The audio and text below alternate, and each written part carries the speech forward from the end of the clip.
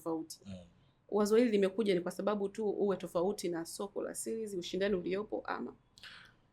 Mimi binafsi pia napenda sana napokaa na vijana wenzangu. Kama kuna changamoto ambazo nimewahi kuzishuhudia sehemu, sipendi wao wazipitie. Sasa kama hizi changamoto ambazo ni za kutumia nguvu za kuongeza dawa za kuongeza nguvu za kiume, ili ni changamoto na ni janga kubwa sana kwa taifa letu. Ambalo mwisho wa siku vijana hawa mfano wa kiume hawawi tena wa kiume. Anakuwa wa kiume kiwakilishi lakini hana tena maajabu. Nimeipenda hiyo wa kiume kiwakilishi. Kiwakilishi. Kwa sasa kwa nini turuhusu watu wapotee na tunaweza kutumia vifaa tulivyonavyo kuwaelimisha? Ukiacha hivyo unakuta kwa mfano mitaani kwetu anaweza akahamia labda mwanaume. Yule mwanaume anayehamia pale, kwa mfano Mwajuma akatembea naye. Mwajuma akaenda kumsimulia Asha kwamba nimetembea na fulani, bwana amenipa show kweli kweli. Ndio. Yule aliyesimuliwa hana haja ya kujiuliza.